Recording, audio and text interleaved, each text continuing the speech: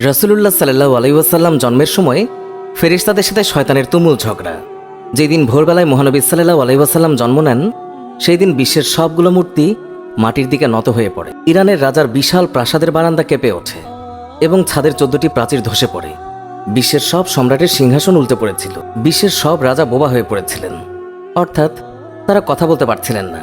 সেদিন গণকদের সব জ্ঞান লুপ্ত হয় এবং জাদুকরদের জাদুগুলো অকার্যকর হয়ে পড়ে। বিশ্বনবী সাল্লাল্লাহু আলাইহি ওয়াসাল্লাম জন্মের সময় শয়তান তার সন্তানদের মধ্যে আর্তনাদ করে ওঠে। ফলে সবগুলো শয়তান তার কাছে এসে বলে, কেন এত পেরেশান বা উদ্বিগ্ন হয়েছ? সে বলল, কাল রাতে কি হয়েছিল? রাতের প্রথম থেকে এই পর্যন্ত দেখেছি যে আকাশ এবং জমিনের অবস্থা বদলে গেছে। ভূপৃষ্ঠে ঘটে গেছে এক বিরাট ঘটনা। ঈসা আলাইহিসসালাম ঊর্ধ্ব আকাশে চলে যাওয়ার পর আর কখনো এত বড় ঘটনা ঘটেনি। সবাই গিয়ে খোঁজ খবর নাও যে কি ঘটেছে। শয়তানরা চারিদিকে ছড়িয়ে পড়ে এবং ফিরে এসে বলে, কই, কিছুই তো দেখলাম না। বড় শয়তান বা শয়তানের নেতা তখন বলল, এই বিষয়ে খোঁজ খবর নেওয়া আমাদের কাজ। আর তারপর সে পবিত্র মক্কার কাবাঘর সংলগ্ন অঞ্চলে আসলো। সে দেখল যে ফেরেশতারা কাবাঘরের চারিদিকে ঘিরে রেখেছেন। শয়তান সেখানে ঢুকতে চাইলে ফেরেশতারা হুঙ্কার দিলেন।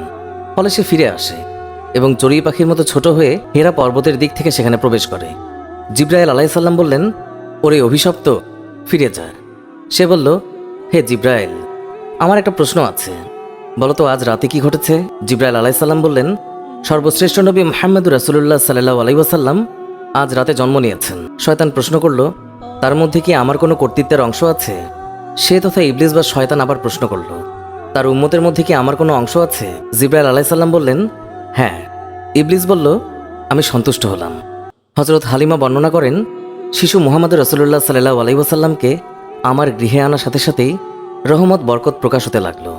এত পরিমাণ দুধ নির্গত হলো যে রাসূলুল্লাহ সাল্লাল্লাহু আলাইহি ওয়াসাল্লাম এবং তার দুধ ভাই একান্ত তৃপ্তির সাথে দুধ পান করে ঘুমিয়ে পড়তেন। আর উটনির দিকে চেয়ে দেখতে পাই সেগুলোর স্তন দুধে পরিপূর্ণ হয়ে গেছে।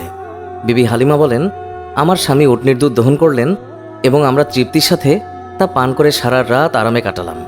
দীর্ঘদিন পর এটাই প্রথম রাত্রি যাতে আমরা শান্তিতে ঘুমিয়ে পড়লাম। আমার স্বামী বললেন, হালিমা, তুমি খুবই ভাগ্যবান এক শিশু নিয়ে এসেছ।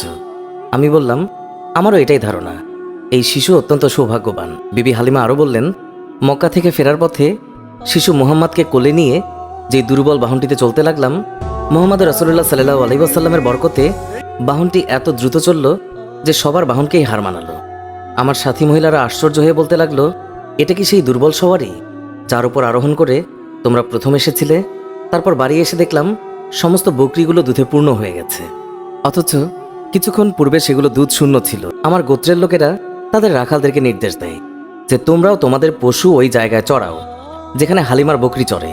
কিন্তু তা তো চারণ ক্ষেত্রের বিশেষত্ব ছিল না, বরং গায়েবী মদদ এবং বরকতের মধ্যে তা নিহিত ছিল। তা ওই সমস্ত লোক কোথায় পাবে? এইভাবে আমরা প্রায়ই তার বরকতের ঘটনাবলী প্রত্যক্ষ করতাম। হযরত হালিমা বর্ণনা করেছেন, তিনি কখনো শিশু মুহাম্মদকে উলঙ্গ অবস্থায় রাখতেন না। সেই রূপ করলেই তিনি চিৎকার করে কাঁদতেন। যতক্ষণ পর্যন্ত তার শরীরের উপর চাদর টেনে না দেয়া হতো ততক্ষণ তিনি ক্রন্দন থামাতেন না। হালিমা বলেন, যেদিন থেকে আমি জানতে পারলাম শিশু মুহাম্মদ সাল্লাল্লাহু আলাইহি ওয়াসাল্লাম উলঙ্গ থাকতে পছন্দ করেন না, সেই দিন থেকে আর কখনো তাকে উলঙ্গ রাখেনি। তার দেহ আবৃত করে রাখার জন্য সর্বদাই সজাগ থাকতাম। হযরত আব্বাস বিন আব্দুল মুত্তালিব রাদিয়াল্লাহু তাআলা আনহু বর্ণনা করেছেন, তিনি রাসূলুল্লাহ সাল্লাল্লাহু আলাইহি ওয়াসাল্লামকে বলেছেন, আপনার নবুয়তের একটি মাত্র নিদর্শন ছিল আমার ইসলাম গ্রহণের কারণ। তা হলো, তিনি দেখলেন রাসূলুল্লাহ সাল্লাল্লাহু আলাইহি ওয়াসাল্লাম শৈশব অবস্থায় আঙ্গুলি সংকেতে চাঁদকে ইশারা করেছেন। রাসূলুল্লাহ সাল্লাল্লাহু আলাইহি ওয়াসাল্লামকে যেই দিকেই তার আঙ্গুলি ফেরাচ্ছিলেন, চাঁদও ঠিক সেই দিকেই আসা যাওয়া করছিল। রাসূল এবং নবী হওয়ার এই একটি উজ্জ্বল প্রমাণ। শিশু মুহাম্মদ হালিমার গৃহে থাকা অবস্থায় কখনো তার উভয় স্তন থেকে দুধ পান করেননি। সবসময় তিনি একটি স্তন থেকে দুধ পান করতেন, অপরটি তার দুধ ভাইয়ের জন্য রেখে দিতেন। ন্যায়বোধের এমন চরম দৃষ্টান্ত পৃথিবীতে খুবই বিরল। সত্যি এটা একজন মহামানবের পক্ষেই সম্ভব। শিশু রাসূলুল্লাহ সাল্লাল্লাহু আলাইহি ওয়াসাল্লামের দ্রুত বর্ধনশীল দৈহিক অবস্থাও একটি লক্ষণীয় বিষয়। 2 মাস বয়সের সময় তিনি অন্যান্য শিশুদের সাথে হামাগুড়ি দিয়ে ফিরতে লাগলেন। 3 মাসের সময় দেয়াল ধরে হাঁটতে লাগলেন। যখন তার বয়স মাত্র 5 মাস তখন বিনা অবলম্বনে হাঁটতে শিখলেন। 7 মাস বয়সের সময় তিনি ফিরতে লাগলেন এবং মাত্র 8 মাস বয়সের সময় তিনি কথা বলতে সক্ষম হন। তার এই গুণগুলো নিশ্চয়ই তার মুজিজার মধ্যে অন্তর্ভুক্ত এবং তিনি উম্মতে মুহাম্মাদের শাফায়াতের কাণ্ডারী। সারওয়ারে কায়নাত, দোজাহানের সম্রাট রাসূলুল্লাহ সাল্লাল্লাহু আলাইহি ওয়াসাল্লাম অতি শৈশবকাল থেকেই একান্তভাবে পাক সাফ থাকতেন। সাধারণত শিশুরা নিজের প্রস্রাব পায়খানা নিজের অঙ্গে প্রত্যঙ্গে বা জামা কাপড়ে মাখে, এমনকি তা মুখে দিয়ে থাকে। রাসূলুল্লাহ সাল্লাল্লাহু আলাইহি ওয়াসাল্লামের দুধমাতা হালিমা রাদিয়াল্লাহু তাআলা আনহু তিনি বর্ণনা করেন, শিশু মুহাম্মদ কখনোই বিছানায় প্রস্রাব পায়খানা করেননি, নিজের অঙ্গ প্রত্যঙ্গ এবং কাপড় অপবিত্র করেননি। তাকে বিছানা থেকে উঠিয়ে 2 পায়ের ওপর দাঁড় করানো ব্যতীত কখনো পায়খানা প্রস্রাব করতেন না। সাথে সাথে তাকে পরিষ্কার করে দিতাম। তিনি যে আল্লাহ তাআলার সৃষ্ট মানুষ তাতে আমার কোনোই সন্দেহ ছিল না। সুতরাং সর্বাবস্থায় পাকসাফ থাকা তার পক্ষে অস্বাভাবিক কিছু নয়। মহানবী সাল্লাল্লাহু আলাইহি ওয়াসাল্লামের দেহ নূরের তৈরি বলে তার শরীরের কোনো ছায়া ছিল না। মানুষের ছায়া কত ময়লা আবর্জনার উপর পতিত হয়, কত পশু পাখি অথবা মানুষের পায়ের তলায় ছায়া পতিত হওয়ার সম্ভাবনা থাকে, কিন্তু মহানবী সাল্লাল্লাহু আলাইহি ওয়াসাল্লামের পবিত্র দেহের ছায়া এইভাবে অপদস্থ হওয়া আল্লাহ তাআলার অভিপ্রেত নয়। এই জন্য আল্লাহ তাআলা তার দেহ ছায়াহীন করে তৈরি করেছেন। এই কারণে তার দেহের ওপর কখনোই মাছি বসেনি, কেননা মাছি অপবিত্র বস্তু থেকে জন্মলাভ করে, তাই মাছির দেহ অপবিত্র। তাই রাসূলুল্লাহ সাল্লাল্লাহু আলাইহি ওয়াসাল্লামের শরীরে এটি কোনোদিন স্থান পায়নি। হযরত মাইসারা রাদিয়াল্লাহু তাআলা আনহা ছিলেন হযরত খাদিজা রাদিয়াল্লাহু তাআলা আনহার দাস। তাকে খাদিজা রাদিয়াল্লাহু তাআলা আনহা রাসূলুল্লাহ সাল্লাল্লাহু আলাইহি ওয়াসাল্লামের খেদমতে পেশ করেন।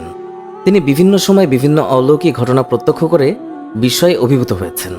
তিনি দেখেছেন রাসূলুল্লাহ সাল্লাল্লাহু আলাইহি ওয়াসাল্লাম যখন পথ দিয়ে চলতেন তখন একখণ্ড মেঘ তার মাথার উপরে ছায়া বিস্তার করে তার সঙ্গে ভেসে বেড়াত।